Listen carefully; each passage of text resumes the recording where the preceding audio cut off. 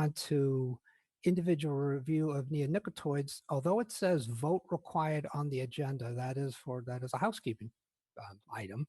The subcommittee does not have to come to a final vote today. This is an opportunity for all of us to talk and see if there's any information that we need in order to proceed. So since we are actually, let me put something else up while we're here.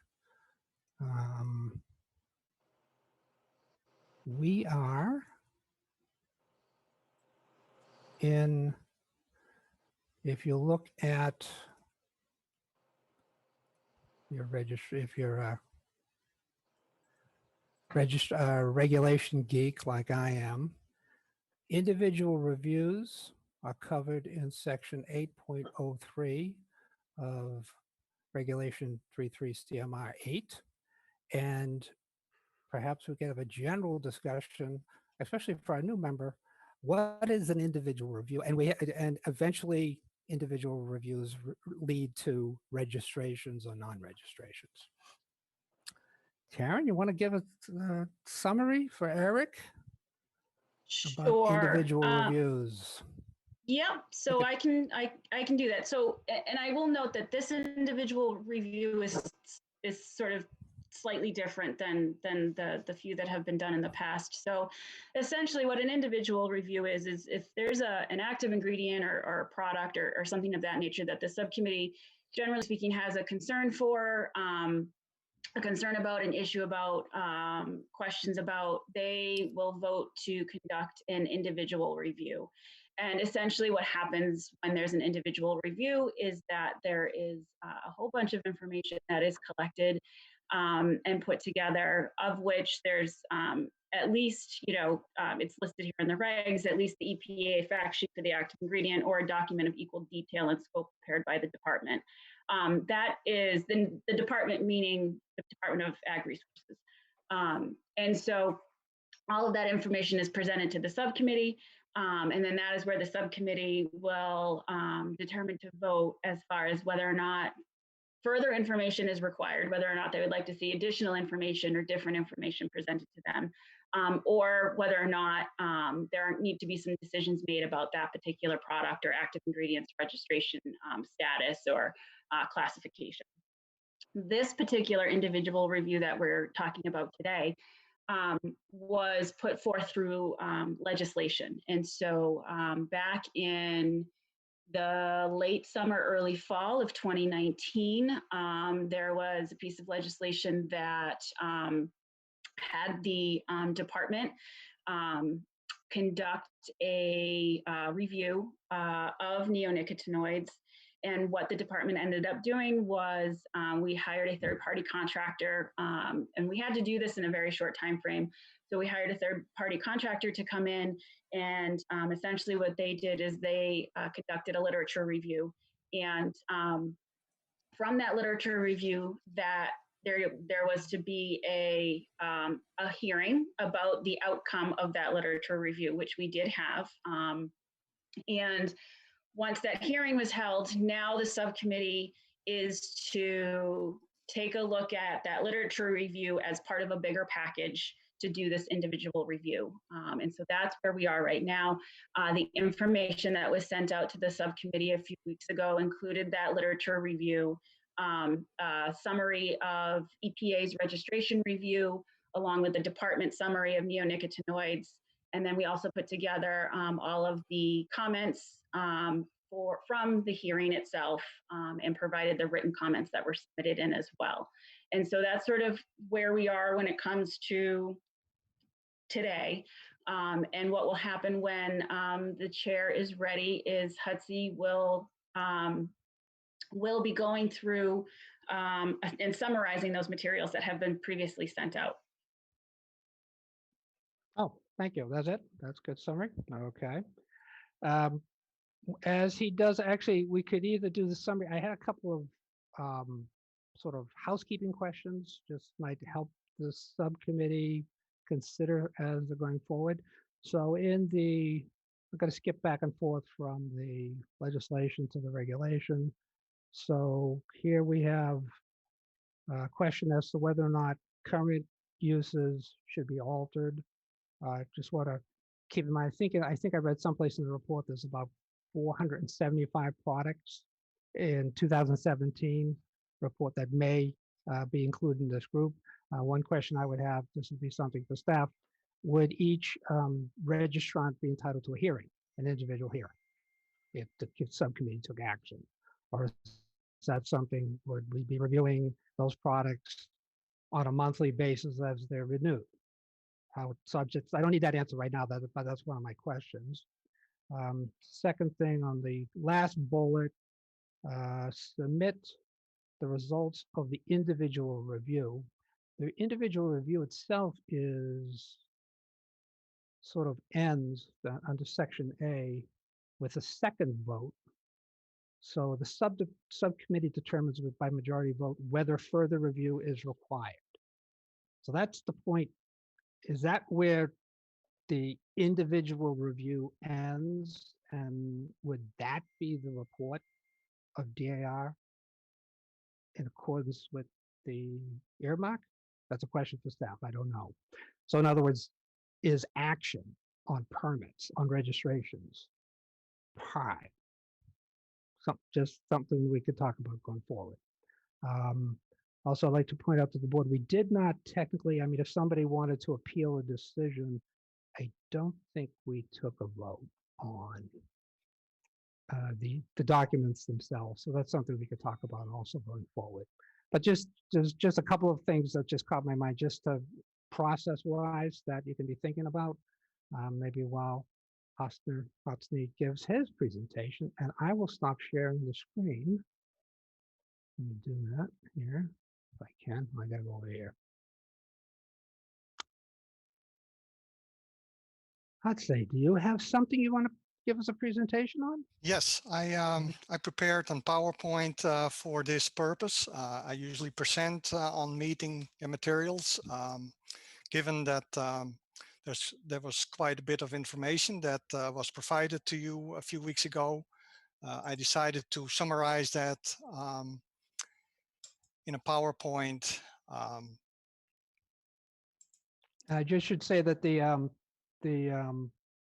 is new. This is for her first time we've seen this, right? This was not sent to us in a pack or anything like that. So this is brand new to me. Can people see this? I can see it. Yes. Yep. Okay. Yeah. So this is an accumulation of a lot of work over the years. The department has worked on looking at neonics. They have been in the news a lot. They also we have interacted with a lot of different stakeholders, the legislator, the public, EPA. So this is a topic we have worked on quite a bit over the years. So it is an interesting moment to actually present some of this at this meeting. And so in your basically I am presenting 3 parts. The first part is a summary of the literature review that was conducted by the contractor, and then I will present on a summary of the information from EPA. From EPA's registration review of these neonics, which is in an final stage of review that will likely have impacts to the use in Massachusetts too. And then the third part is a summary of the some work that we have done over the years, and that is also, we believe, relevant to the task at hand here of the subcommittee. So the first part, the contractor conducted a literature review that was in the fall of 2019 over a period of over a month. The Industrial Economics Incorporated contractor dedicated a few people to this review. The technical lead specialist did the bulk of the work, and they developed basically they did a literature data review based on readily available documents on this topic, the neonics and pollinators, and then to produce a memorandum, a database or framework, and a spreadsheet, and then the citation database. So the memorandum was included in the meeting packet. It summarizes the methods and the results. It is associated with a spreadsheet that contains systematic summary of the key features and reference documents. There were 70 documents included in this review, and it provides a high-level characterization of the information on effects of neonics on pollinators, with an emphasis on the species relevant to Massachusetts. So the document identification and characterization is described as follows: that they included journal articles, government reports and white papers, also US EPA risk assessments of the neonicotinoids, and I will get to that later on. And they prioritized the more recent documents and papers, 2015 and later, just to focus on the more recent information. The spreadsheet, or it is titled framework entries, they characterize for each document, they characterize different aspects, and they also provide the key findings. And so the fields that they included are study type, species that were studied, exposed life states and cast, landscape, plant crop, region, exposure concentration, and duration, in addition to some other aspects. They state that most useful information appears in notes and the key conclusion fields. And they also highlight the approach that they took with EPA's risk assessment documents, where they looked at. They recognize that they are very large, comprehensive documents. There's a combination of registrant submitted data as well as open literature findings and data. They use a tiered approach in the evaluation and risk assessments, from labs to semi-field to field studies. The authors point out that EPA uses the most sensitive endpoints. That is kind of the standard approach in risk assessment. That there is also a consideration of studies that are classified as supplemental. EPA, when EPA considers data from registrants as well as in the open literature, they have criteria that they look at, and they have to meet certain standards. If they are, if the data or studies don't meet those standards, they can still be used in a qualitative way in some cases. So of the 70 documents, there were 66 journal articles and 4 EPA risk assessment documents. A large part of the studies are laboratory based, 41%, 70% semi-field studies, and 10% field studies. Relative to species, it's mostly honeybees, as one can expect. That is a standard data requirement for pesticides, but bumblebee studies were also included in the review and make up 37% of the studies. And then relative to the neonicotinoids, imidacloprid has the most, actually appears the most. Clothionidin, thiamethoxam also quite a bit. Acetamiprid and dinotefuran much less. And as you can see, the numbers add up to more than 100% because there are papers and studies that address more than one neonic. So that's why. So the results that they describe, they they did an assessment of the neonics, whether they cause or to be associated with effects on endpoints. I see a typo there. And so out of the 43 documents where that could be used for this analysis, 42 identified at least one effect caused by or associated with neonic exposure. They do point out that it is a kind of broad brush approach, that assessment. There's a potential bias due to higher publication rates for studies that identify effects versus studies that do not find effects. Not all effects were seen at field realistic concentrations. And there are also differences in effects between neonicotinoids, where one neonicotinoid shows an effect and another one doesn't. They also list some comprehensive reviews, review documents, or reviews that document the ability of neonicotinoids to adversely affect pollinators. One study known as the Worldwide Integrated Assessment described research revealing new aspects of sublethal effects, the effects on wild bee species, and also mixture toxicity, multiple chemicals posing risk and effects.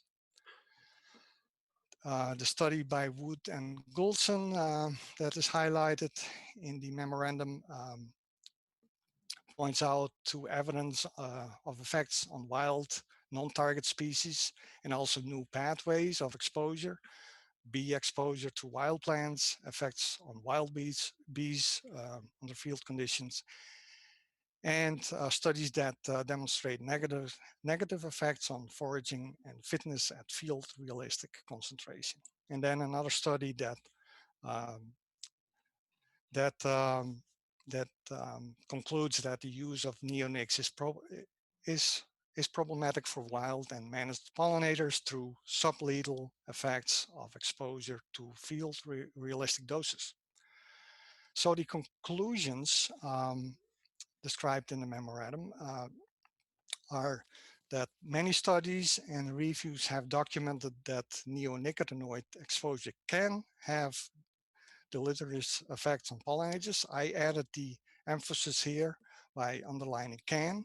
That will become more clear when I discuss the EPA information.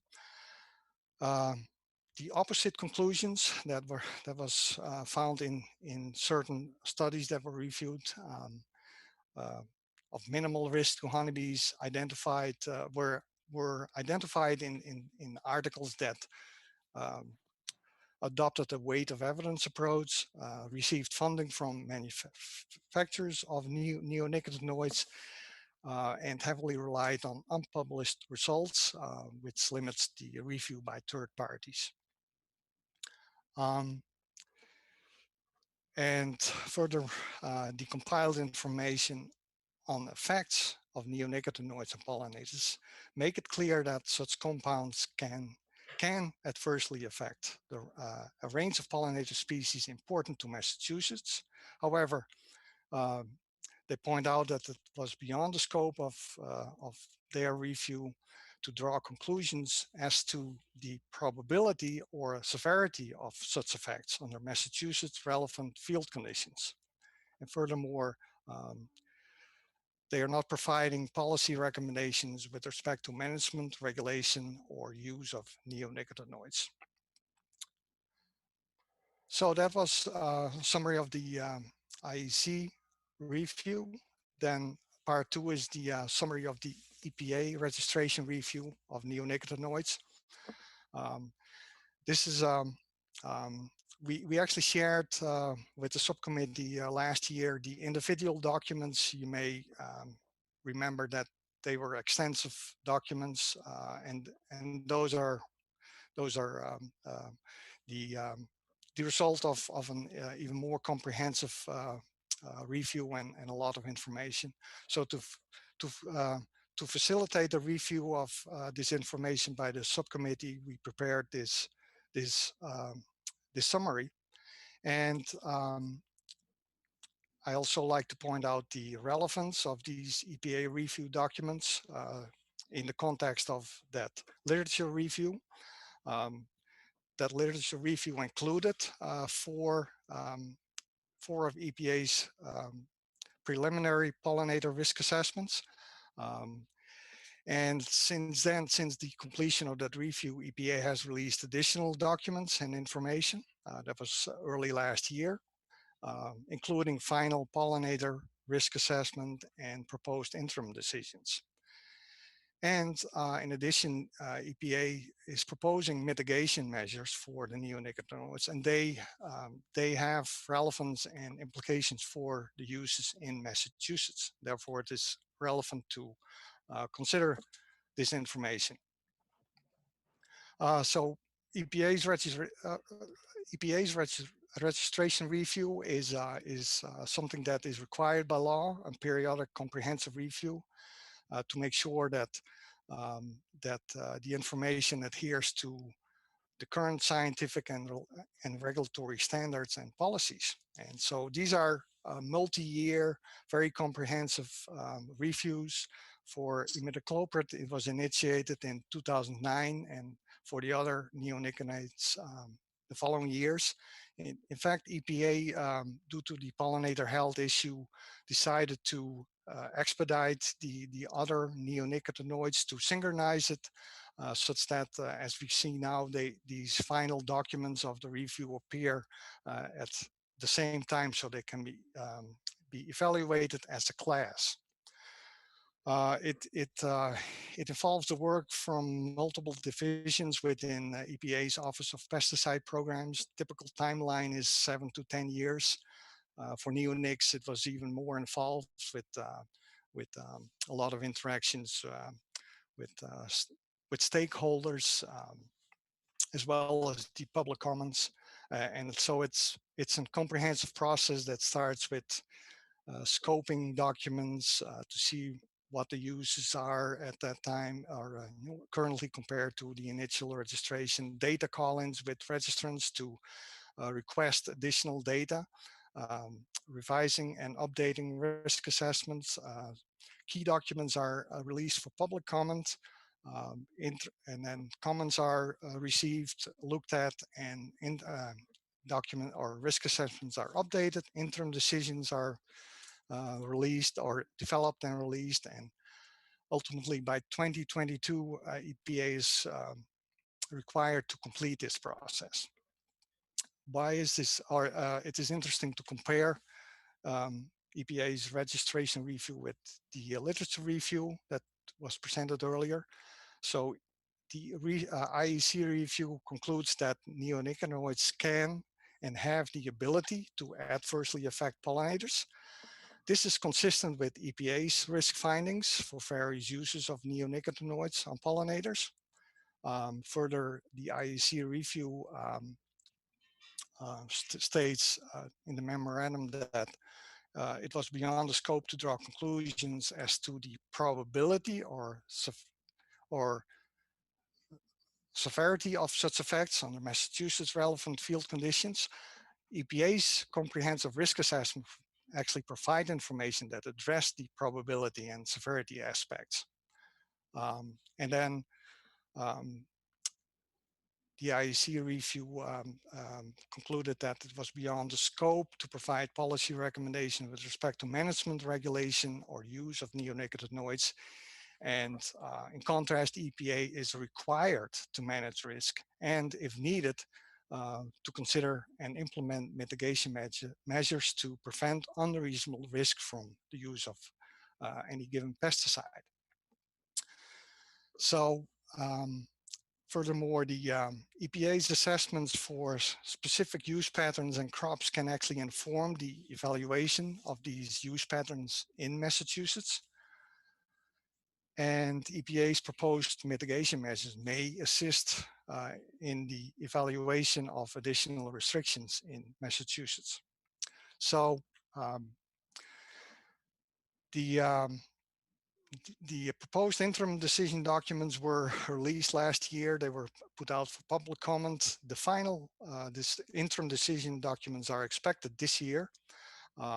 But last year, they, with the PIDs, they also released additional documents supporting the interim decision, proposed interim decisions, including the final bee risk assessments, updated aquatic risk assessments, responses to public comments, updated open literature reviews, benefit assessments, and proposed mitigation measures. So the final bee risk assessments, again, the IEC considered the preliminary risk bee assessments that were conducted or released in 2017, I believe. And so the final bee risk assessment incorporated additional information such as residue data in nectar and pollen and other plant matrices, higher tier data, results from semi-field and field studies that are now part of the requirements for many pesticides, and an update on the review of open literature studies that EPA also scans and looks at and see if there's useful information there. EPA also considers the risk to all pollinators, so it's even though honeybees are the kind of the standard test organism, they include, they also consider the risk to non-apis species such as bumblebees, solitary bees, and EPA's pollinator risk assessment framework indicates that honeybees are intended to be used as a reasonable surrogate for other species. It does provide information that can be used in a more qualitative way, maybe for assessing risk to other species. And therefore, it was that's where the risk assessment for non-apis species is mostly based on, using a weight of evidence approach.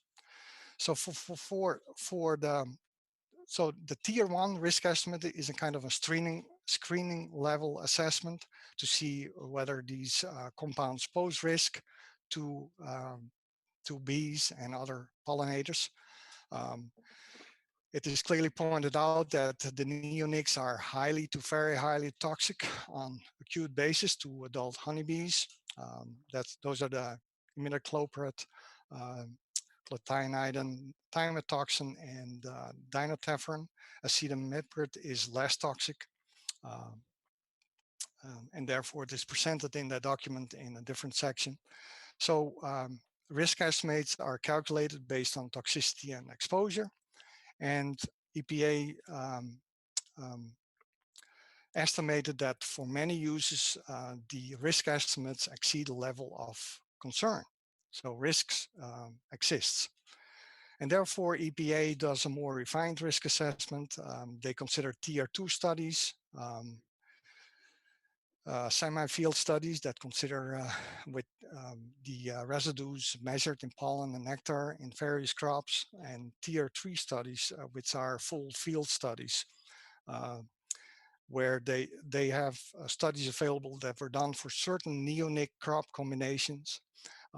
They also point out that, and that is typical for field study where you have less control. There are more variables that are more difficult to control, and so there's more uncertainty in data. There's less data available for all the different crops, and so there is some limitation in their utility, but still can be useful to inform risk assessments. And so EPA presents a refined risk characterization where where it is based on several lines of evidence. They consider crop bee attractiveness, agronomic practices such as harvest time relative to bloom, comparing residues, residues to adverse effect levels for entire hives. Major categories of incidents were also considered, and other factors that influence strength and survival of bees. So for each neonicotinoid in the document, the findings of risk for application scenario, such as crop and plant, method, and timing, were grouped in the following categories. They have a category where they have the strongest evidence of risk, one for moderate evidence of risk, and weakest evidence of risk. So there are certain use patterns, certain crops, and certain combinations that where EPA classifies the risk in these categories, and there are some that are classified to have low on-field risks. EPA in their ecological risk assessments is required to look at other non-target organisms, the risk to non-target organisms. I'm not going to spend too much time on that. We are focusing on honeybees, but aquatic invertebrates are also very sensitive to neonics, and some of the risk mitigation measures actually address the risk to aquatic invertebrates. Many of the uses, the risks were identified for both agricultural and non-agricultural uses. EPA also refined the risk assessments compared to the preliminary risk assessments from a few years ago based on some new open literature data that basically resulted in higher risk estimates for aquatic organisms. For mammals and birds, they're also in general, the risks are lower to these type of organisms. It's due to the nature of neonics and the way the neonics are used and how organisms are exposed. But certain risks were identified, and mitigation measures are proposed for that too. So the proposed interim decision documents, they describe the risk mitigation and regulatory rationale. Neonics provide, first of all, it is pointed out that neonics provide key tools for growers and land managers. Risks of concerns were identified, particularly to pollinators and aquatic invertebrates. Among the proposed mitigation measures, several are intended to reduce exposures to pollinators and aquatic invertebrates. These mitigation measures were also developed in a manner to preserve the majority of the pest management utility, while also considering the risk reductions to these non-target organisms. And so the proposed mitigation measures include the cancellation of certain uses, such as the spraying of imidacloprid to turf. Requirement of PPE is relative to some risk to applicators that was identified. Reduction of maximum application rates or restriction, restricting applications during pre-bloom or bloom, targeting certain uses with potential higher pollinator risk and lower benefits. And also preserve the current restrictions for applications at bloom, require advisory language for residential ornamental uses, apply targeted application rate reductions for higher risk uses, require additional spray drift and runoff reduction label language, and promote voluntary stewardship efforts to encourage employment of best management practices, education, and outreach to applicators and beekeepers. And so the appendices of the document that you have is lists the proposed actions for the individual neonics. And Appendix B is a summary of proposed label changes for neonics. And Appendix C had some select responses from EPA to comments, including the Massachusetts Attorney General Office that submitted comments, and EPA responded to that. This is the table that shows the proposed label changes. And one that has been getting attention is the for certain uses, EPA proposes to have on the label that the product is intended for professional use, such as for the use of ornamental ground covers and trees, and I believe also for certain turf uses. It will have that language on there. So basically, keeping it or trying to keep it out of the hands of homeowners. So then part 3, finally, that is the MDR review of neonicotinoids. We have been working on that for several years. And this is an internal document that we developed just to collect information and be up to date with what is going on. And so that was included in your meeting packet, and it provides an overview of the neonicotinoids and their use in Massachusetts, neonics and pollinator health, the federal and state regulatory actions, and MDR activities to address neonicotinoids and pollinator health, and then some survey and monitoring data. So some key facts and understanding that is listed in the document that neonics have many uses: agriculture, horticulture, landscape management, invasive species management, pets, and structural pest control. During the last few weeks, I updated the information relative to a number of registered products in Mass. The previous document had a situation for 2017. And so these are the latest data. So these are the number of products for each neonic. Thiacloprid is one that is being canceled. So there's only one product that was registered here through the years. Anyway, that's why it's not included in reviews anymore. Imidacloprid is clearly the one that stands out with the highest number of products. And it is also, it should be pointed out that dinotefuran and thiamethoxam are currently classified as state-restricted use for products that have a wide area use based on groundwater protection restrictions. And then, oops. Oh, that's, so this is a slide that provides an overview of the various use patterns for the various neonicotinoids. So from agriculture and turf and lawns, ornamentals, trees, and structural and pets to for the different neonicotinoids. One can see that again, imidacloprid has the highest number of products. So these are the number of products for each category. Where,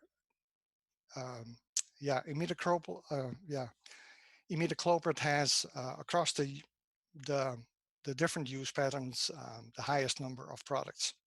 And then one can see for other neonics, they are more specialized for certain use patterns in general. Neonic profile, it is systemic in plant, so it is taken up and transported throughout the plant. Thereby it provides extended activity against pests and thereby may reduce the use of additional pesticides to control a certain pest. It's highly toxic to insects, less toxic to mammals and birds, and as part of IPM, it actually may reduce the use of other pesticides. It can occur in pollen and nectar, and it also has generally a longer residence time in the environment. Pollinator health, many factors play a role, including beekeeping practices, loss of habitat and forage, parasites such as pheromones, diseases and pests, and pesticides. So again, we have been paying attention to the neonicotinoids in the context of pollinator health.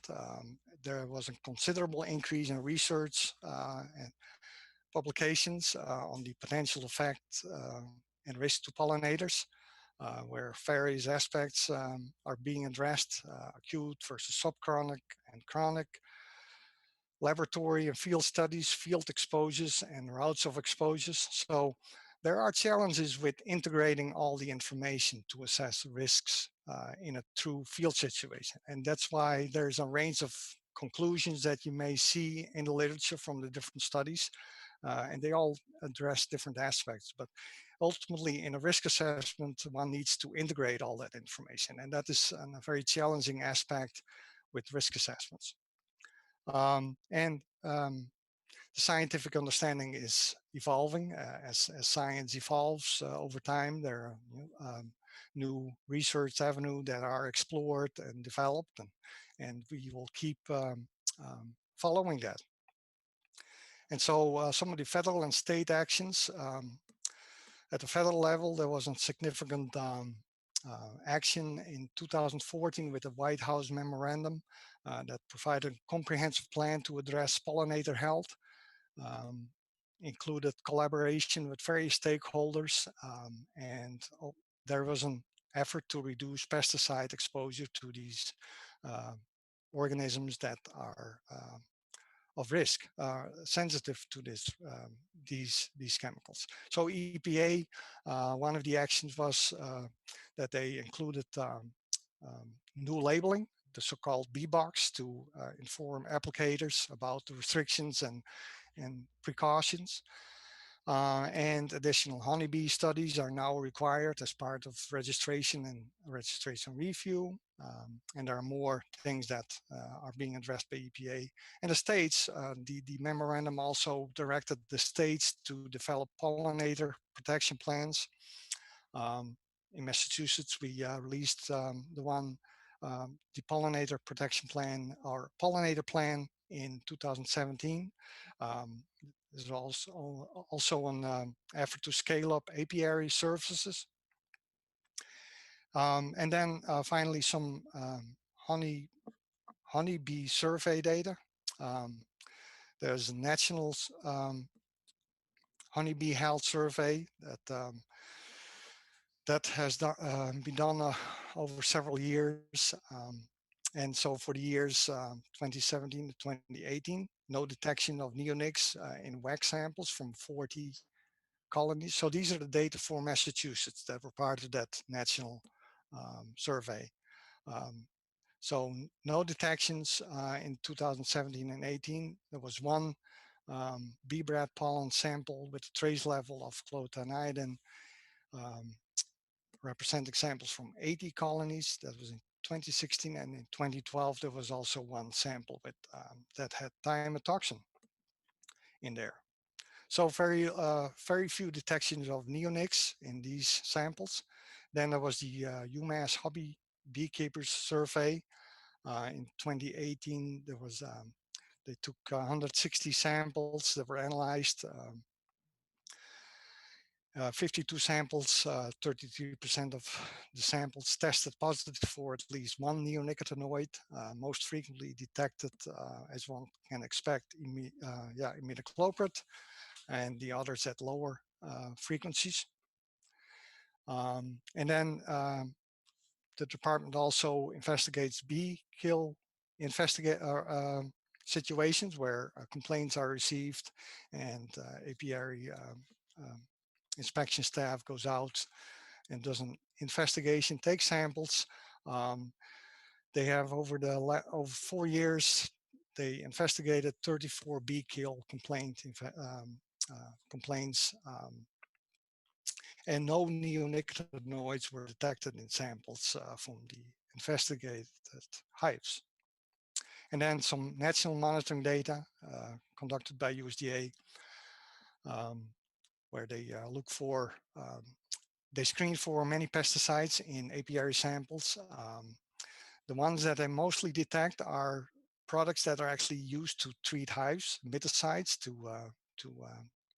treat for that, such as amatraz, fluvalinate, cumavas, and thymol.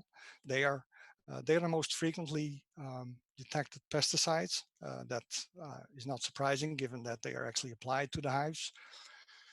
Other pesticides are also detected, insecticides, most frequently chlorpyrifos in those years, and fenproxamate, fungicides such as azoxystrobin and chlorothalonil, herbicides such as atrazine and pendimethalin.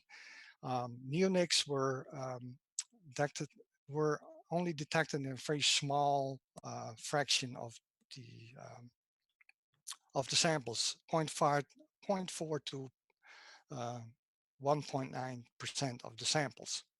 So that is a summary of all the information that was in your meeting packet, and I hope it will be helpful to further discuss this topic. And so I'll give it back to the chair. Thank you very much, Hoxie. Do any subcommittee members have questions for what was just presented? I know there's a lot of information that's brand new. I have one question that I'm afraid it's a stupid question. What is bee bread pollen? What is that?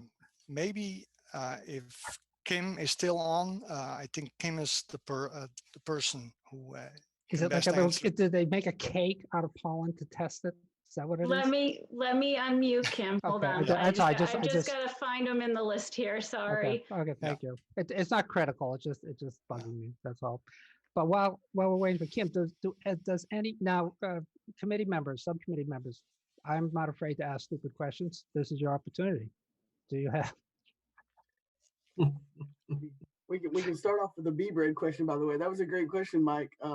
Yeah, so there are not little per se like bakeries inside of a honeybee hive, but sort of. So what they do is they take pollen that's collected from plants and they bring it inside the hive and add digestive enzymes and actually cure it, sort of like you would if folks have been doing yeast and things at home and making for like sourdough and stuff like that through the pandemic. And then once it's cured, it can be kept and stored in the hive and then used. So it's a way for them to be able to reuse resources from the pollen and then, be able to store it and use it as needed. So think of like putting up like canning jars of pollen. So it's a great little sample point.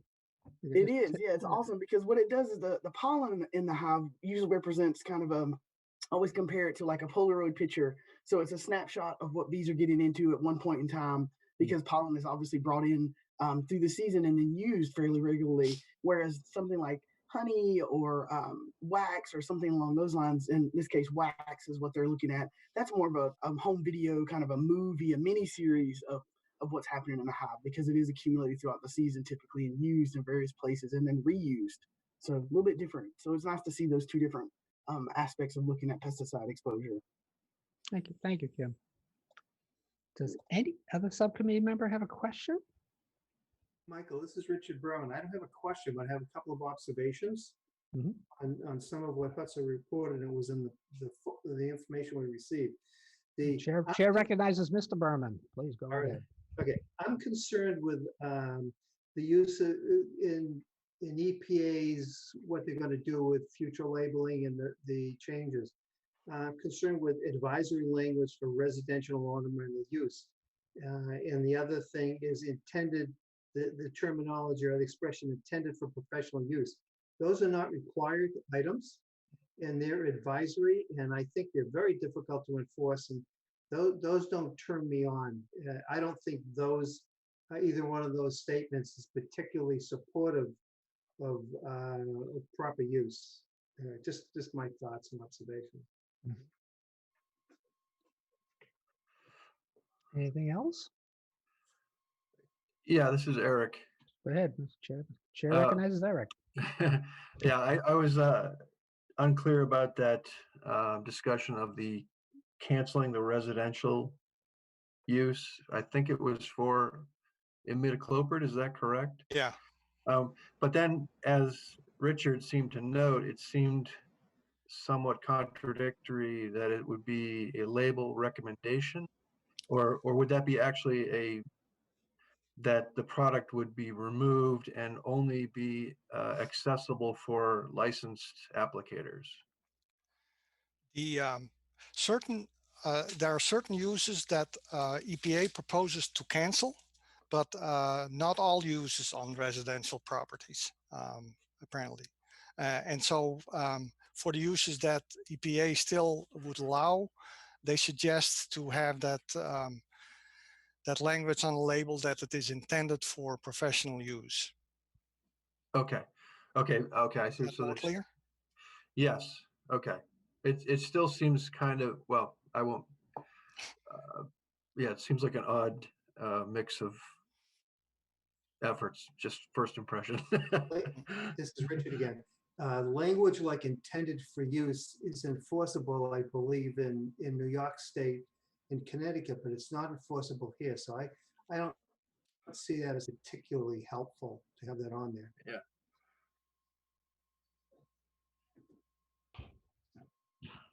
Thank you, Richard. Thank you, Eric. Any other members? I don't know if I can see everybody on the screen. Does anybody have their hands up? Okay. I posed some questions a little bit earlier, which I'd probably like to see if Taryn has any immediate feedback on. How many products? I mean, we're talking about some products that are currently registered, which may be renewing registrations as part of their annual registration. If what and I guess my questions are, if say one path the subcommittee goes down is to restrict or change or limit the use of these products, if those, I think in Hosner's latest numbers, I think are around 330, if those 330 registrants, would DAR send out notices to them, advise them that this is being considered? Would the review stop at staff? Are there administrative hearings? Would there be hearings in front of the board? What's the process? What would the process look like? So okay, so if the subcommittee decided to restrict products that are currently registered as general use, we would do a couple things. Obviously, we would be reaching out to the manufacturers or the registrants of the product to make sure that they were aware that their registration or classification was going to change. Then what we would need to do is also, when it comes to actually what's happening out in the field, we would need to beef up our marketplace inspections, which is something that our pesticide inspectors do anyways. So we would need to, once that changeover happened, inspectors would need to be doing a lot more marketplace inspections and making sure that products that may have been on the shelves in your, any retail store were no longer on there because they are state restricted. So essentially, we got to try to work to get everything off of, off the shelves. And then the other piece is we need to let the applicators know as well. So anybody, if it's a general use product, and you're using it commercially, a commercial applicator's license, or what we call a core license, is what's required. If the subcommittee was going to make this restricted, it would then require somebody with a commercial certification license to use these products, or somebody with a core license using the product underneath the direct supervision of somebody with a commercial certification, and or a private certification in the agricultural setting. So, so there's basically going to be a lot of notices and a lot of outreach that the department's going to do to make sure that anybody that is affected by this change is aware that it has happened. When we talk about hearings, administrative hearings, and things like that, Mike, I think basically the subcommittee will make its decision one way or another, and there isn't essentially any more discussion unless somebody has an issue with the decision that's been made. And that's where they can request a hearing, which goes in front of the pesticide board. And I will see if Jessica, who's our legal, has anything else to add. I just need to find her and unmute her. Sorry, Jess. There you go. Okay, Karen, yeah, you're correct. So under chapter 132B, a person can appeal, a decision to register or not register in this context under a specific section, section 13, that would go in front of the pesticide board, and it would follow the normal course of our adjudicatory hearings as the pesticide board handles it. Otherwise, the decision is made by the subcommittee, and there's no further review. There's no further involvement of the pesticide board unless an appeal were to be made. Thank you. Okay, so that's the process that's in front of us. Do subcommittee members feel, and this is not an official poll, this is sort of a straw poll, that you have enough information to make some sort of decision today, or do you want to review what you've just been given and continue this discussion? And there's a couple of ways to do that too. One is we have in the past continued hearings to discuss that at a later time. I think the individual review process does allow the subcommittee to issue a vote, make a vote saying more information is needed. That's more of a formal vote, which would then technically, I think, that doesn't close. That does not close the individual review, but it continues it, right, Jessica? Sort of the individual review. If the subcommittee votes, we need more time. I know that's section C of the section that discusses individual reviews. Yes, so one of the options today is to review, to discuss, and then you could exactly vote to continue the hearing, and then you would all take the information back, and then you would, at the next public meeting of the subcommittee, continue your discussion and make a decision at that point, or again, continue. But yeah, everything would be done in an open session at one of your scheduled public meetings. And I'm taking a quick glance at section 803 again, and I want to make sure I correct myself here. If the subcommittee votes that further review is required, the subcommittee is also required to identify specific areas of concern. So if we're going to take that final vote, I expect staff would expect like a list of like a bullet, some items. Here are our concerns, which do people need more time to think about that? Go ahead, Mark. Yes, I put state board recognizes Mark Nestorella.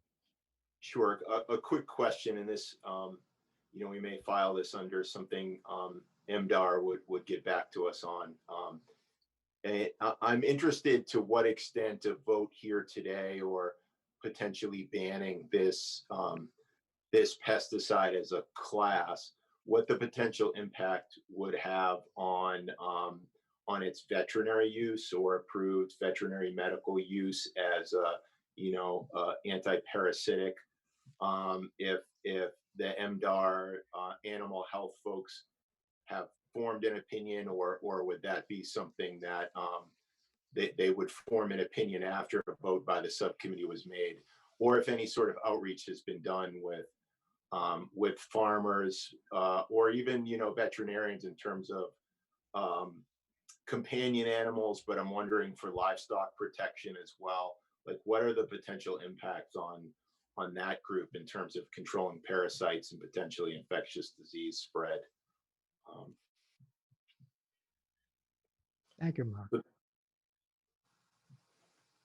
I think I did notice, I actually happened to notice that on that chart, the latest chart that Hudson showed us, I think I saw about 60 products in the pet row or the pet column.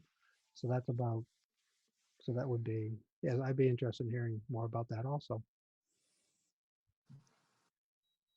Any other issues that subcommittee members would like staff to get back to us on, to expand, get more information?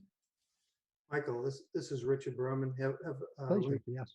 I'm glad Mike brought those things up because I was interested and concerned with that as well. But this could also be an environment, if we prohibited this class of compounds, it could be considered an environmental justice issue because some of these products, if it was a blanket ban, would eliminate things that people are using to purchase to take care of their own cockroaches indoors or bed bugs. So it could be an environmental justice issue because these products are not terribly expensive, and a lot of do-it-yourself folks are buying these products and they're using them, and they're not particularly impacting bees, or there's little to no risk to bees with those particular formulations and uses. So I think that's something else that we should consider as well. An outright prohibition, a ban would impact that segment of the population as well. Thank you, Richard. Any other questions? It sounds like we have a number of questions by subcommittee members, and I suppose I'd like to give you, I think we're leaning, if I'm reading the subcommittee right, we sort of have discussions similar.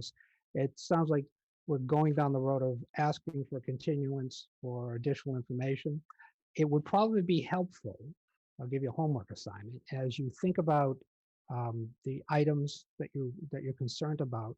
If you can write those down, make notes, bullets, and share them with Taryn for our next meeting, so that this would be giving staff a chance to choose them and maybe group them. We may be having similar thoughts.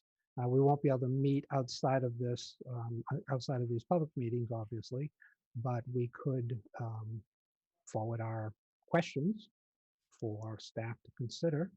And of course, anybody can forward questions also, but something I want to make sure the subcommittee members get to a point where they feel comfortable taking votes. Is there anything else? What time do we have right now? It is about, oh God, I've lost track of my clock. So 11:17. We've been at this for an hour. Karen? Mr. Chairman? Yes, sir. Well, I've deliberately held back a little bit because of the department's position as staff to the subcommittee. Upon review of everything that's been presented to us, the literature review, the various studies, Hotz's excellent summaries, I find myself in a position that I'm prepared to make a motion. Now, that wouldn't, I don't believe, if I were to make such a motion and it received a second, I think we could still defer a vote if folks wanted to, based on some of the questions that we just heard about. I do think the motion that I'm considering making actually addresses some of the issues that both Richard and Mark addressed.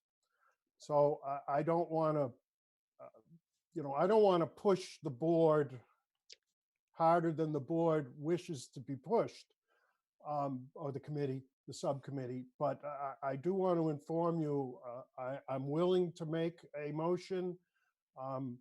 Obviously, the motion may not be adopted, but I think it could potentially promote further discussion.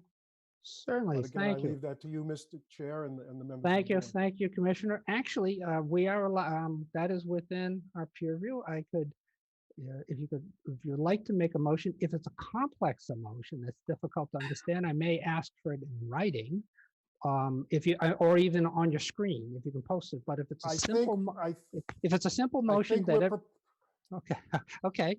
Excuse me for interrupting you. Please. I think we're prepared to share the motion on the screen. Okay. Fingers crossed, because I depend on the kindness of others to do those things for me. Well, what I'd like to do, I'm going to read the motion if with your permission. And please. then, Chair we'll recognizes John LeBeau. All right. We'll get it posted up.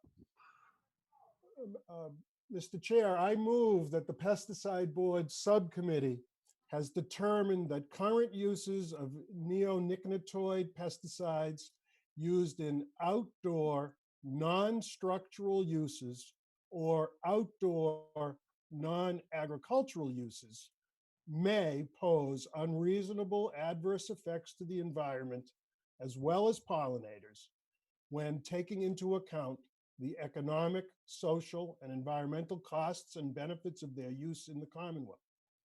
Therefore, the subcommittee modifies the registration classification of pesticide products containing neonicotinoids that have outdoor non-structural uses or outdoor non-agricultural uses on the label from general use to state restricted use.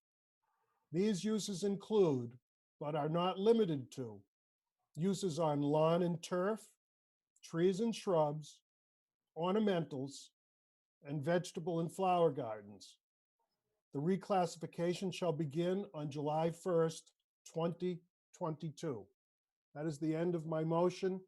Taryn, I hope I sent over a Word doc to you that maybe you can get up on the screen. Yes, I please ask nobody to second it until you've read it. Let's take a look at this. And then we'll be seeing if somebody wants to second that. I'd also like to offer a secondary option as well. All right, I'm going to have to dig out Robert Rules of Order. I believe you. We look at the first motion Yes. and then see if there's an amendment. So let's. I was actually reading through Robert's last night. I had a hard time falling asleep. It always helps. Let me pull it up again.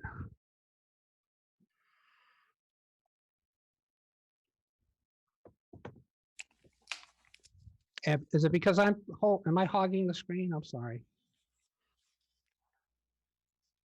You're on mute, Taryn. Sorry, I'm just frantic. I'm just trying to get into everything and navigate, let people in the waiting room at the same time. So, okay, I think I have, I just need to make sure that I've got it up.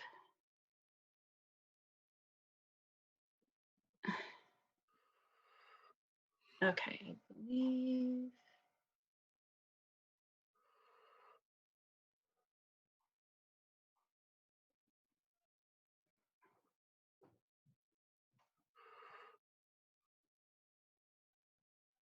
Okay, hold on, let's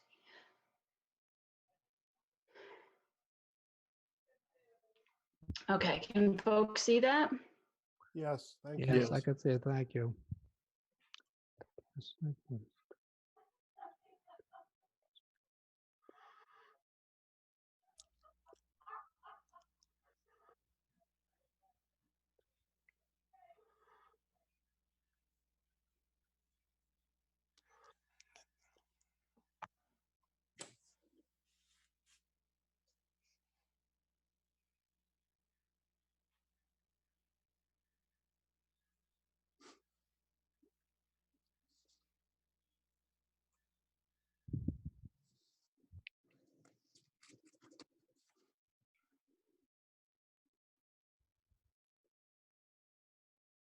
Okay, has everyone read the motion? I believe in order to discuss it, a second is needed. And unless there's a parliamentarian in the group, I believe at that point, once a second is made, amendments can be considered. Would anyone like to second this motion?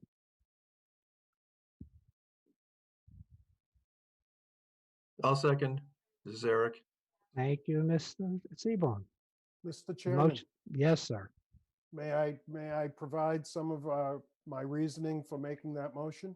Absolutely. At this point, the subcommittee will discuss this motion and ask questions. And please go right ahead, John.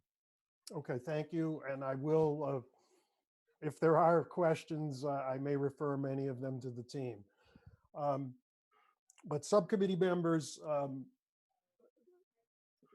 as part of the process by which I arrived at this motion, I considered the fact that the EPA registration, in its registration review, EPA has recommended for imidacloprid and clothianidin, that, as Richard was mentioning, that language intended for professional use be placed on product labels for specific uses relative to ornamentals.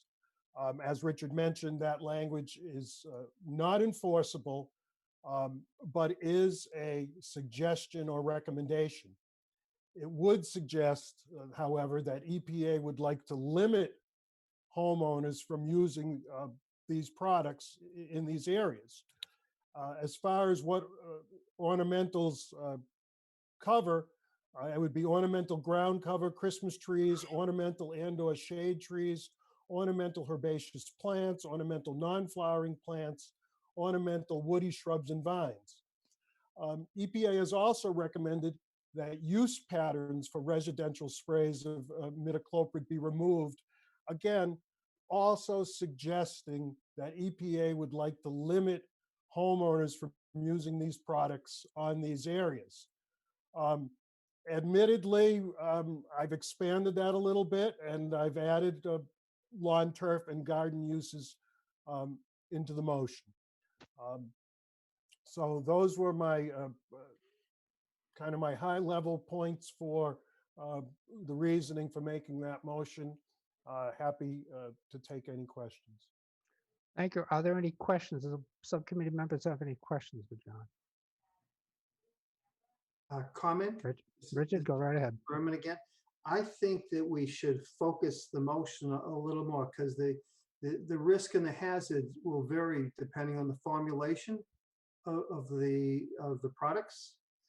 So for example, I was going to suggest that the use of liquid neonicotinoid pesticides used for wide area surface applications, rather than, I think the commissioner suggested motion doesn't differentiate from formulations, because clearly formulations such as granule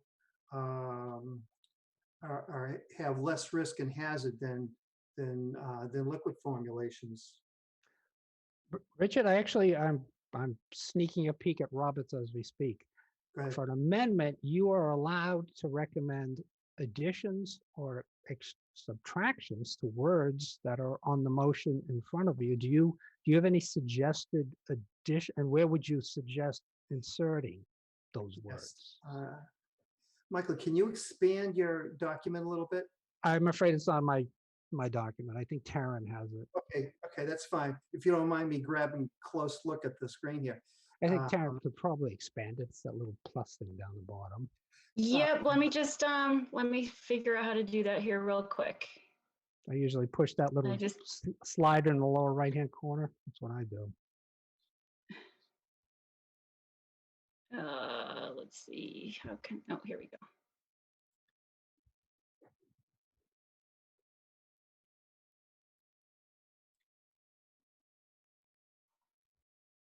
Is that better? Got to click OK. Yep. Okay, yes, thank you, yes. Okay, again, this is Berman, hoping to add. I'd like to make an addition to the proposed motion. And there's two sentences, or three sentences. Which of the four sentences? The first sentence, right. My suggestion is move that the pesticide board subcommittees determine the current uses of liquid neonicotinoid pesticides used in surface, outdoor, non-structural uses is what I'm suggesting. So Taryn, do you have the way of track changing? Do you have a way of putting in those words like in red or something like that? Sure. Richard, yeah, why don't you do that? Yep. It'd be after the word of.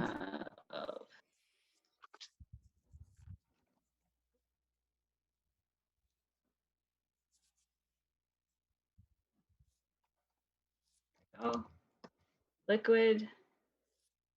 Used in, was it surface? Yes.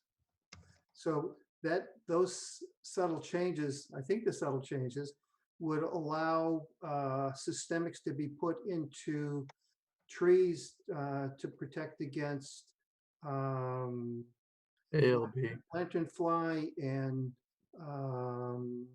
and a couple of the invasives that are attacking trees. Are those the only two additions? No, reading down, the sentence that begins, therefore, the subcommittee modifies the registration classification of pesticide products that have outdoor surface, so add the word surface again after, that have outdoor surface. No, that I don't think we need that. Yeah, I don't think we need that.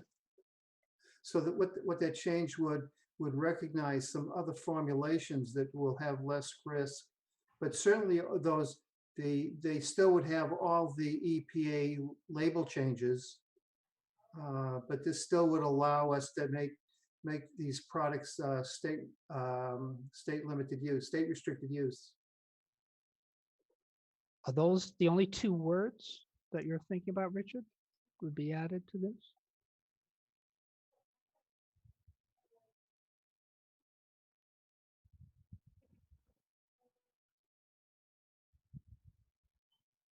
I think so, yes. Okay.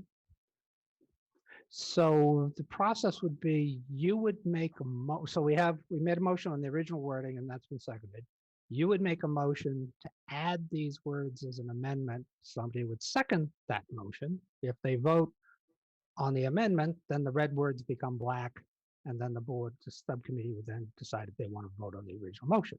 So would you like to make a motion? Yes, this is Berman. I would like to make a motion that we add the word liquid between, in the first line, uses of and neonicotinoid pesticides. And in the same line, also add the word surface between outdoor and non-structural uses on the second line. Thank you, Ms. Berman. That is the motion. Would anyone like to second that motion to amend?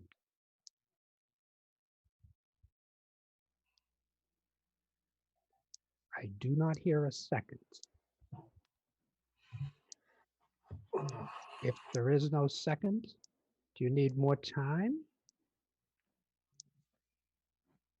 So if there is no second, the motion will not carry. Going once, going twice, going three times. Sorry, Richard, the amendment does not carry. No sorry necessary. There's it, but I want to give you a chance. So now we are back to the original motion minus the red words. Are there any other amendments? Are there any other questions? This is the opportunity for the subcommittee members to ask follow-up questions. You know, Mr. Chair, we had spoken at the last subcommittee meeting, and this is Mark Nascarella for Yes, the record. yes, Chair recognizes Mark. Yep. And had talked about a kind of a document that would explain the implications of a potential vote on what that would mean in terms of product registrations, what the impact on the regulated community would be, as well as, you know, to what extent it would achieve the desired outcome. In other words, it looks like that that this vote is being based on the fact that restricting uses in this way will limit an unreasonable adverse effect on the environment. And there's some specific language being used. So a vote affirming this motion would have an impact on X, Y, and Z. You know, obviously this motion was put forward at this meeting, so such a document was not shared, kind of in the analogy we used when going to the polls and voting for voting for something on a ballot. You'd give the voter a description of the impacts of voting for or against the proposed item. I'm wondering if it makes sense to prepare something for this.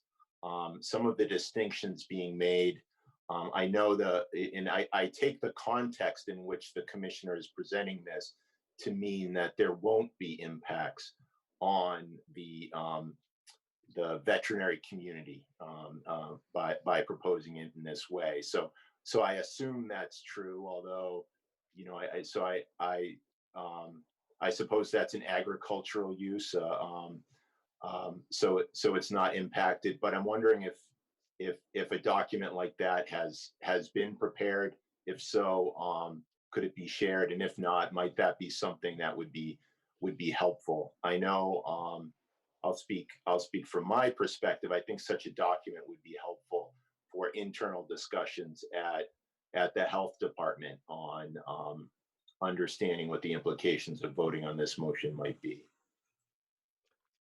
Thank you, Mark. That's right. Thank you for reminding me. You are not the commissioner. You're the commissioner's designee, so you have to report up the ladder on your actions. This is a motion. It's a jumping off point for the subcommittee. I've heard from one member. It sounds like am I correct, Mark? And you're saying you need a little more information before you can vote on this motion? Yeah, I think that's correct. I'd like to understand what the potential impacts might be. Yeah, I mean, when reading the industrial economics document, it went through a number of potential impacts, and there was even a description in there of how potentially fipronil can potentially have impacts on pollinators. The extent to which imidacloprid use is restricted and fipronil use goes up, might that have a equally undesirable? So I would just like to understand on balance what the potential impacts of this this motion might be. Mhm. Mr. Chairman? Michael? Yes, Yeah. Richard? This is Richard Berman, commercial applicator, representing no commissioners. I agree with Mark. I think it would be very helpful to just pause a little bit. Hopefully we could vote something in the next time, but I'd like to hear that kind of information as well, as what Mark is pointing out. Thank you, Richard. And Mike, I think it would be helpful to some extent. There was a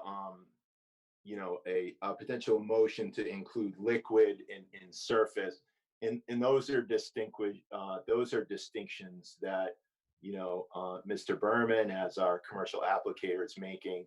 To some extent, I think those should also be explored. I'd like to understand if that language is included, what that would include or exclude from a potential motion. Like, what are the impacts of that? Intuitively, I think I understand it, but I think that's something that might weigh into an opinion here. Michael? Yes, sir. Yes, John. Certainly, I mean, the department, myself, I mean, we're not trying to ram this down the No. subcommittee's throat. I do want to explain to you, we have a little bit of an unusual open meeting law issue, which makes this a little bit more awkward. So in that the department is effectively the staff of the subcommittee, but I am the voting member of the subcommittee, or the department has a seat on the subcommittee, makes providing certain information that a staff could provide, it's actually coming from me effectively. And so then I'm providing you information, deliberative information outside a public meeting, which is a violation of the open meeting law. So that's why you couldn't see this motion prior to today. I mean, so I wanted to get it, I needed to get it on to be discussed at a meeting for us to take any kind of further action. So one, if the subcommittee is interested, I think we could respond to some of the comments that both Richard made about environmental justice and Mark made about animal health this morning, if you like, understanding that more needs to be developed. But if, again, to satisfy that open meeting law situation, if we were to allow Taryn to talk us through this a little bit and have a document come out of a result of what we're discussing now in an open meeting, that can happen rather than a document being created separately. We would have to introduce it at a meeting and then take it back to review. So for efficiency's sake, I would request that we allow, that you allow a little bit of follow-up to happen now. And from that, we could probably properly put together the written information that Mark and I think other subcommittee members are interested in. Thank you, John. That sounds reasonable. Do the other subcommittee members agree? That sounds reasonable? I don't see anybody shaking, no. Yes. Yeah, absolutely. So- I mean, I would recommend, Mike, moving forward in the way that's most appropriate here. I wasn't meaning to push it off No. into a formal document the next meeting. If Taryn or other MDR staff have information that can be shared at this meeting, or if a discussion can properly frame what can be provided next meeting, I think we should have that. Certainly. Taryn, do you have information that can help committee members understand the motion better? I hope so. So I know the motion seems complicated, but to sort of break it down in the simplest terms, essentially what this motion means is that homeowners will have access and be able to use neonicotinoid products inside of their home and on the outside structure of their home as well. Okay, that they will not have access to products that they would use on their lawn or in their garden. This would take those use patterns off the table for homeowners. But to Richard's point, they would still have access to, like the gels and things like that they would be using on the inside of their home, or just or immediately outside on the structure of their home. What it would do is it would restrict all uses for lawn care, turf, so that would also include your golf courses, tree, shrub, and ornamentals. And so what that would mean is that from a commercial standpoint, if a company wants to use a neonic on somebody's lawn or on a tree, they would have to have a commercial certification license or have a core license working underneath somebody with a commercial certification license. The farmers would not be required to have a certification in order to use the product that's labeled for agriculture, as long as there's no other outdoor use patterns that are on the label that would otherwise restrict the use. So essentially, for ag use products, they would remain general use, but as folks know, a lot of these labels have multi-use patterns on them. So if there is another use pattern that's on that label, that would classify as a restricted use product, the whole product is restricted. So it doesn't restrict sort of one use pattern on a label and make another use pattern general use. And so the other piece of this too is the flea and tick products, Mark, that you had mentioned. That would also, homeowners would also still have access to their flea and tick products as well. Okay. Thank you for that explanation, Taryn. Well, the committee members have questions for Taryn. Hi, this is Eric. I have a question.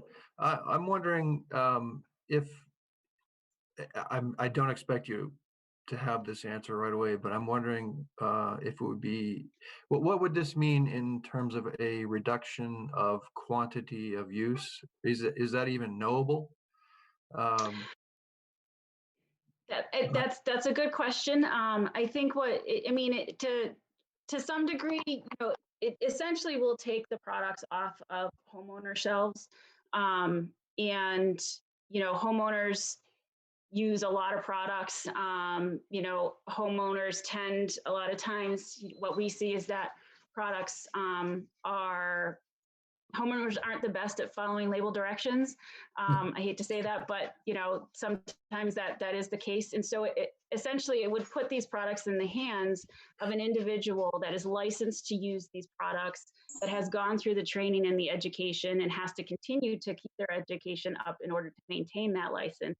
And so it really kicks it over to that sort of intended for professional use piece. Versus, you know, having it, you know, on every Home Depot and, you know, Lowe's and, you know, all the different retailer shops for homeowners to grab. Okay. I would just suggest, you know, recognizing the public comments that we're not hearing from the public voice, but I am seeing the public comments coming up, and there is tremendous concern about, you know, I would say that the 90% of the comments are seeing at least are not in favor of neonicotinoids. And I would just suggest it would be helpful for the committee if there was some way to, if this were to pass, would we be able to say that this will cause an X percentage reduction in impact to pollinator species, or you know, some kind of ecological benefit that could be quantified. And again, I don't know if that's possible, but I think it would be helpful if we were able to generate some kind of quantification like that. I just throw that out as an idea.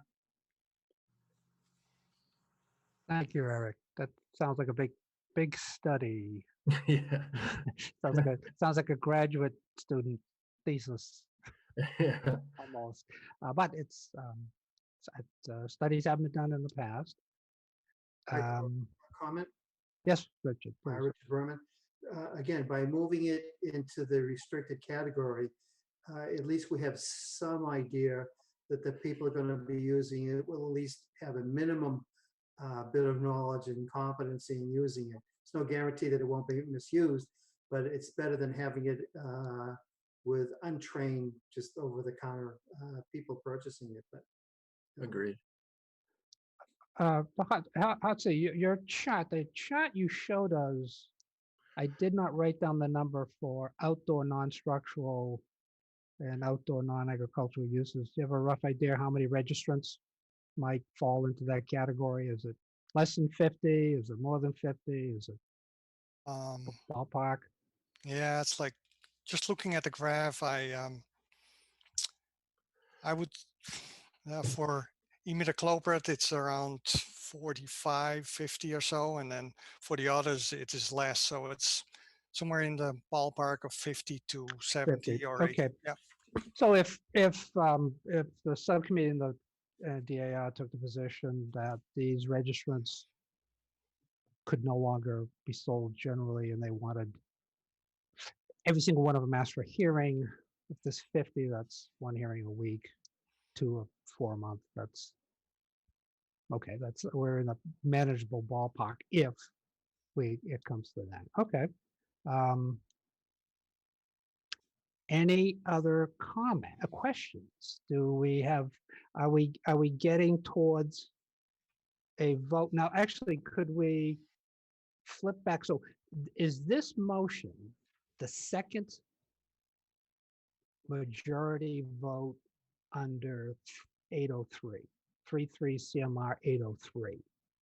Or is it something beyond that? Where would this vote be in 333 CMR 8? What do you think, Karen? Are we? I have to pull up the reg. So Essentially, I mean, where this would be in the process is if this motion was to be voted on and accepted, then it would do just that, right? It would restrict certain uses of neonicotinoid products, and that would sort of be the end of it. If this motion doesn't pass, or if we need more discussion, then, then we carry that over to the next subcommittee meeting. Okay, let me see. Why don't you open up, actually, I've got the reg open. Are we in section 807, which is modification, suspension, or revocation of existing registrations?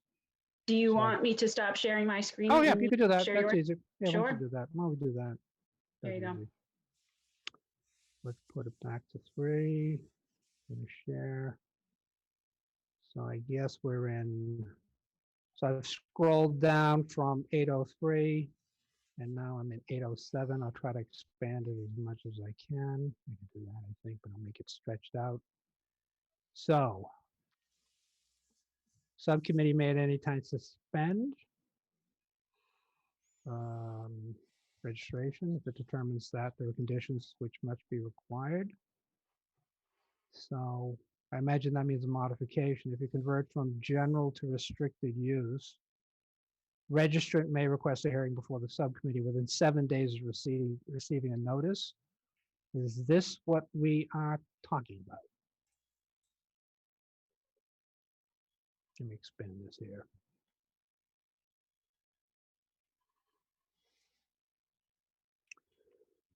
So the vote would then be somehow shared with these 50 plus registrants who Correct. then would have a 7-day window to request a hearing, which, So, go ahead.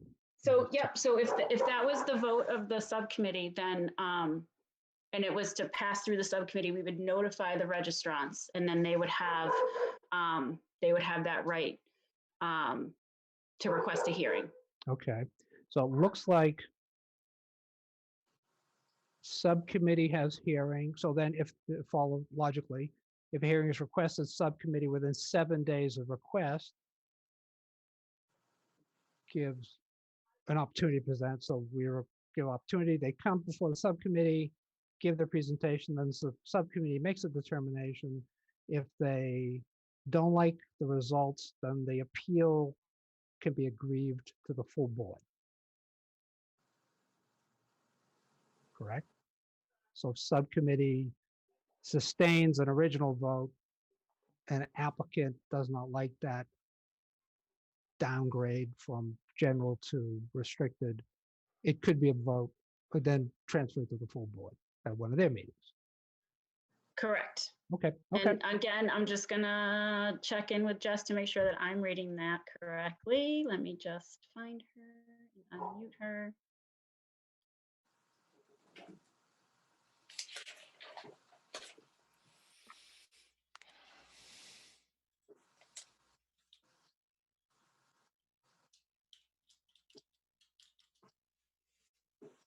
Yes, so the process for this would be the same as if, you're not suspending, but you're modifying an existing registration, and then going forward, you would be registering any new products under the same classification.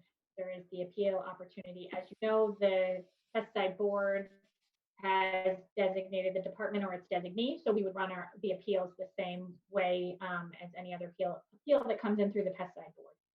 We would follow the regulations and Chapter 132B for any appeals that came through. That's right, Dala.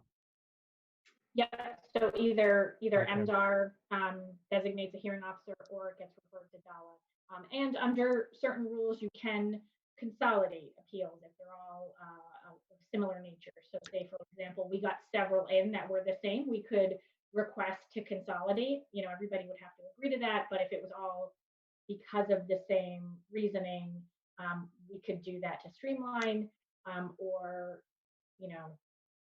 we could handle them each individually. It is, as you know, what happens is you go through the full appeal process, and then the hearing officer would make a recommended final decision that would come to the pesticide board, and ultimately the pesticide board makes a determination whether to adopt or not, or make modifications to that recommended final decision that comes to it. That final decision by the pesticide board is then the final action of the pesticide board. But the pesticide board in and of itself doesn't generally, unless otherwise determined so, doesn't generally run the hearings under Chapter 132B of the regs. Thank you for reminding me. We've been through that a couple of times. I remember We that. have, yes. Yeah, It's we been a have little been, bit right. of we've had a bit of a That- break, but yeah. Yep, that's yeah. right. Okay, So that this, makes, yeah, this is sort of a, you know, we're reading different parts of the regulations and Chapter 132B. The other thing that comes into play here is the legislative mandate, right? The legislative mandate was sort of the triggering point that got us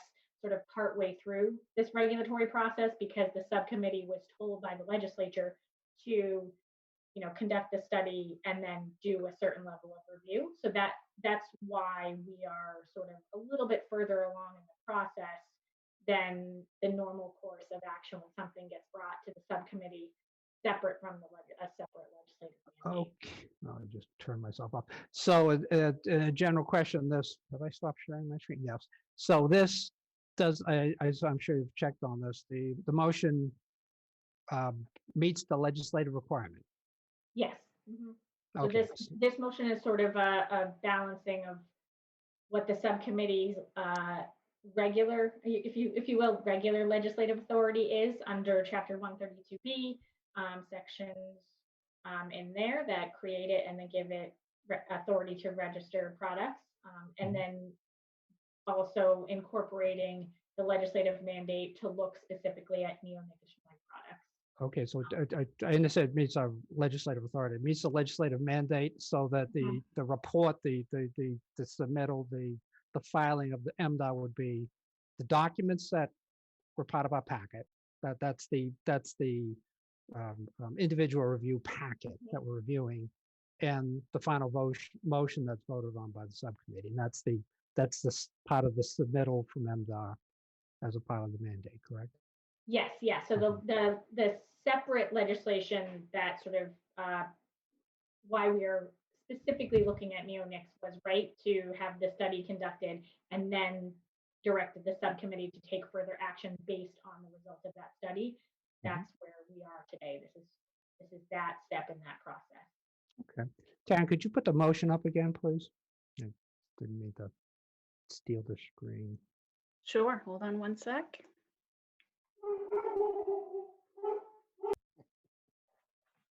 The chair does not recognize your dog. I apologize. Sergeant at Arms, take the dog for a walk. All right. Are we ready, based on everything you've heard so far, subcommittee members, are you ready for a vote on this motion? Or are you not ready? We could just go directly to a vote. We have a motion, we have a second, it is on the table. I'm going to give you an opportunity to speak.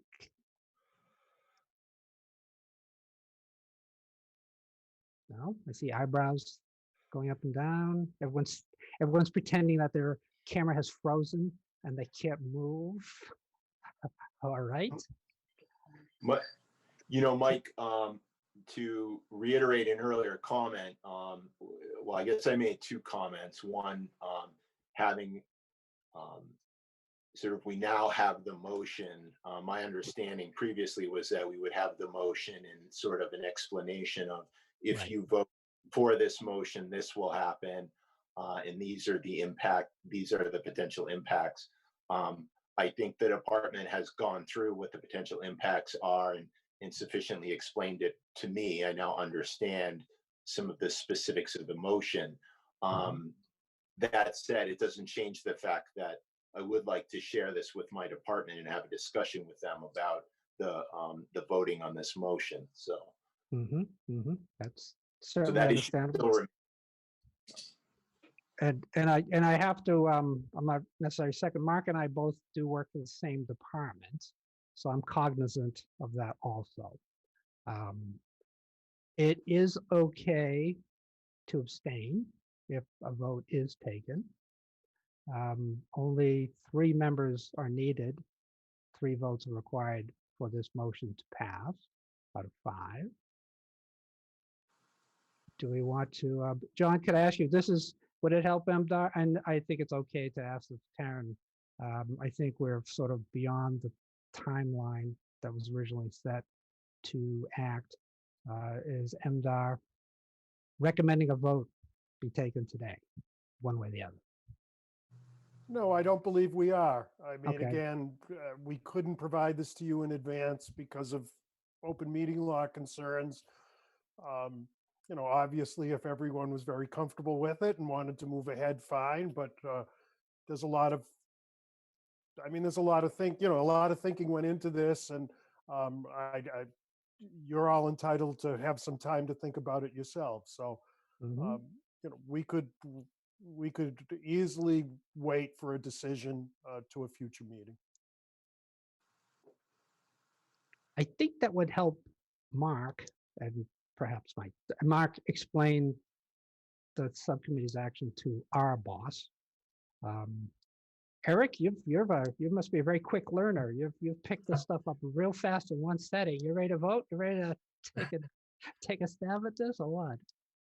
No, I think it would be helpful. I would, now that the comments are in the public sphere, as the commissioner made note of, and they can be part of the record, I think it would be helpful for me to take it back to my department and let them review the comments and what is being proposed. Oh, you just reminded me of something you said earlier. It's not really a correction, but a clarification. The committee did have very extensive public comments on this. We had an open hearing where I think for about 4 hours people are allowed to give comments and also written comments, and that's part of the packet. That is part of the formal packet that the subcommittee is voting on. Additional comments that you might get are up to you to review if you wish. I don't know if they're actually, Jessica may answer this, if any chat room or emails are received after public comments are closed, that doesn't become part of the permanent record for the individual review. Well, It's I was part of the actually, I'm sorry, I was actually referring more to our discussion we had about clarifying what we believe Okay. this applies to and who would be affected, who would not be. The discussion we had 10 minutes ago. Okay. Yeah. Thank you. You're quick. I'm sorry. You're a quick learner. You are very fast. Richard, I'm just kind of polling you. How do you feel? I was prepared to vote for today, but I'm perfectly fine. Let's bring it back to the departments, and we can hopefully not go through a lot of what we've hashed out today for the next meeting, and we can move rather quickly to considering it. I would like everyone to feel very strongly comfortable about their vote in the end. We are going to be hearing from registrants, and they'll probably be in front of us with questions. So it would be good if we, not necessarily, but it would be good if we could reach a consensus and that the subcommittee could defend going forward. Having said all that, Mike, Jess can weigh in a little bit about the comments that you had mentioned a little bit certainly, earlier. please, Jessica, please correct me if I'm wrong. No, I just wanted to make sure everyone understood. So the chat is part of the public record, and it will be saved and it will be shared with everybody. So that will be something that will be available to review. And additionally, if anyone is requesting any documents that came up today, this motion or anything like that, you can make a public records request to the department, and all of that, will be made publicly available upon request. We certainly get those quite frequently. So, and if any subcommittee member would like copies of anything, just let us know and we can get those too as well. But certainly the chat is part of the public record for today's meeting as well. Very good. I have not got to the point of Robert Rules of Order when a motion is seconded and is on the table. It just stays alive until the next meeting? And do we need the same 5 people? Or can we just have, is it sort of I've sort of not been in this point before. Jessica, help me out. What do you think? Just continue it to next meeting? Oh, this is one of these things with So, advice. right, you can vote on this motion or not, in which case it will die. You can do a motion to continue to the next meeting. So, you really, if you're not choosing to vote on this motion as it stands today, you got to the discussion point, right? So there's Right, a right, motion, it was right. seconded, you got to the discussion. You haven't yet made a decision to vote on the motion. So, sort of an open motion. And so you can go forward from there. All right. Mark, you actually took a lead. But I'm sort of following this. Do you want to make a motion to continue this meeting? Perhaps So moved. within a certain, should we give a time frame? I'm just thinking Sure. here. Well, my recommendation would be a motion to continue until the next meeting. And this would be a subcommittee meeting. That's correct. And we're at this point in time, we usually have them frequently, probably every couple of weeks. Within certainly less than a monthly basis. This is a regular meeting we've been having. All right, Mark, you've made a motion. Would anyone like to second Mark's motion to continue this discussion to our next meeting? This is Berman. I'll second the motion.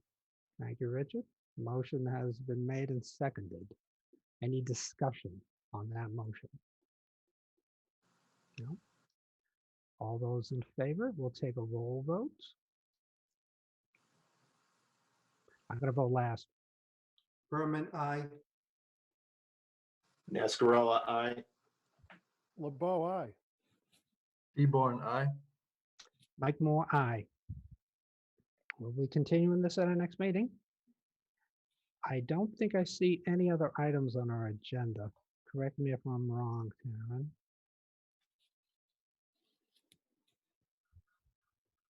Nope, that is it.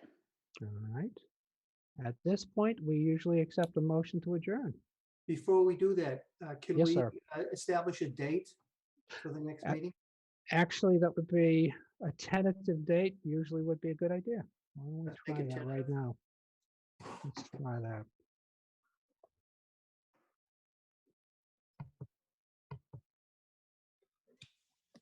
Oh, Taryn, remind me, what's the public notification period? Is it 4 days, is it 10 days? It's 48 hours or it's 2 working days basically prior to the meeting. So 2 weeks, first week of March. What I mean, oh, what do you got? What else do you have for us? You got any? You have some more routine reviews coming up? Yes, All right. there are. Can they be ready? Will those be ready early March? Awesome. Oh, Yeah, they can be ready. We typically do it every third Tuesday, right, of the month.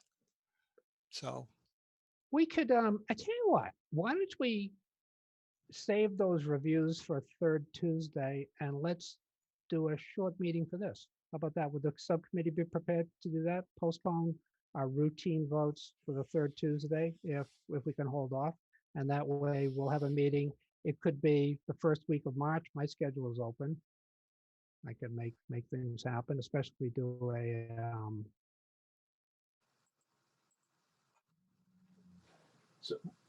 So Mike, are we saying the 16th of March? I was saying I'd say the 16th of March we would do our routine reviews. That's it. We could have a neonics, we could vote on discuss this motion sooner than that. So we just have a strictly neonics meeting. And that could be, I could do that as early as the first week of March. Mondays are open for me. I could do March 1st if other people can. I could do that. What time? I said 10 a.m. Just start early. Works for me. Sure. Okay.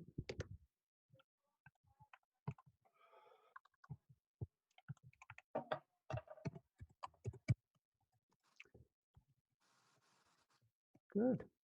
If that, we'll send out those invites I mentioned, Taryn. If it doesn't work for people, that we can juggle. Sure. And that gives us time to go one way or the other. Yep. And that will give us, And I 2 want weeks. to make sure that we're getting the subcommittee anything that they would need. So based on the motion that was proposed by the commissioner, what